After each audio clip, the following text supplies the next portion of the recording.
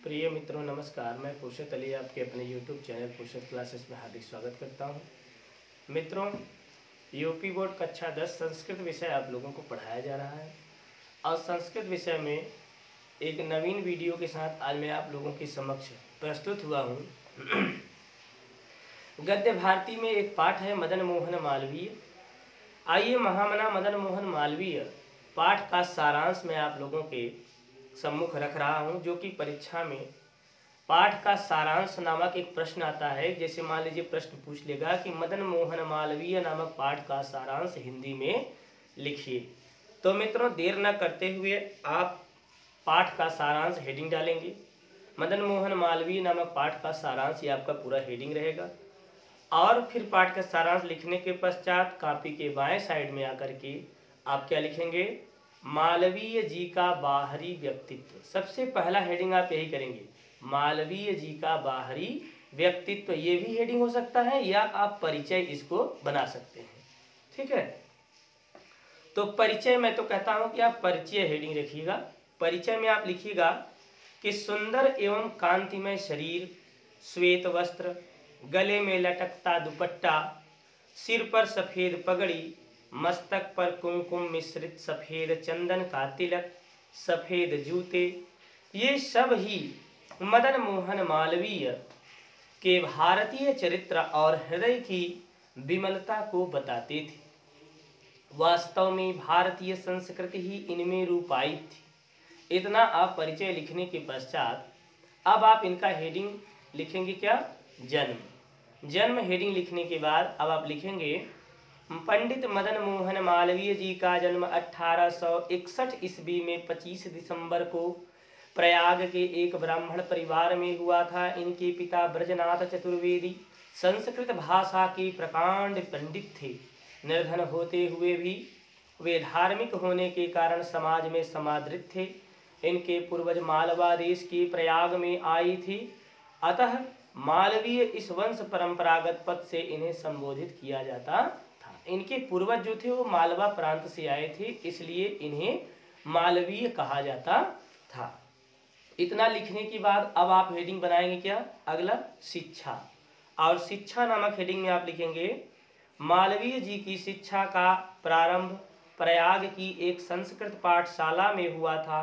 इसके बाद इन्होंने राजकीय स्कूल प्रयाग तथा म्योर सेंट्रल या म्योर कॉलेज प्रयाग में शिक्षा प्राप्त कर बीए की उपाधि प्राप्त की, किंतु इन्होंने अपनी पारिवारिक स्थिति को शिक्षा के अनुकूल न पाकर, ध्यान दीजिएगा, अध्ययन कार्य, देखिए लिखा है ना, न पाकर अध्यापन कार्य से अपना जीवन प्रारंभ किया। ये पढ़ते पढ़ते जब मतलब कि इनको उतना शिक्षा का अनुकूल वातावरण न मिला, तब ये अध्यापन के क्षेत्र में आ गए। बहुत समय बाद इन्होंने LLB की परीक्षा उत्तीर्ण करके प्रयाग उच्च न्यायालय में वकालत का कार्य इन्होंने प्रारंभ कर दिया। इसके बाद मित्रों अगला हेडिंग आप लिखेंगे क्या जानते हैं, ये आपका हेडिंग पड़ जाएगा हिंदी तथा राष्ट्र सेवा। ये हेडिंग करने के बाद आप लिखेंगे हिंदुस्तान दैनिक पत्र का संपादन करते हुए उन्होंने राष्ट्रीय भावनाओं और हिंदी का प्रचार किया। उनकी यह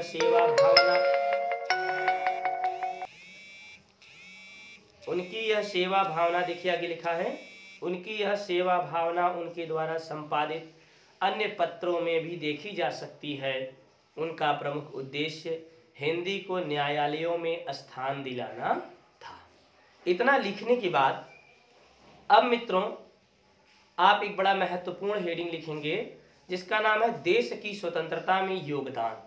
इसमें क्या लिखते हैं, अध्यापन संपादन आदि कार्य करते हुए मालवीय जी के मन को संतोष प्राप्त न हुआ, क्योंकि उनका मन भारत की परतंत्रता के प्रति अत्यंत दुखी रहता था। अतः वे देश के स्वतंत्रता आंदोलन में कूद पड़े। वे 3 बार अखिल भारतीय कांग्रेस दल के सभापति बने।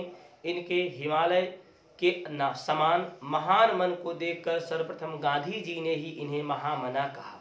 1931 ईस्वी में ये गांधी जी के साथ अंग्रेजों से संधि वार्ता करने के लिए इंग्लैंड गए। वहां उनके अंग्रेजी भाषा में व्यक्त किए गए विचारों से अंग्रेज लोग भयभीत हो गए या अंग्रेज लोग अत्यंत प्रसन्न भी हो गए।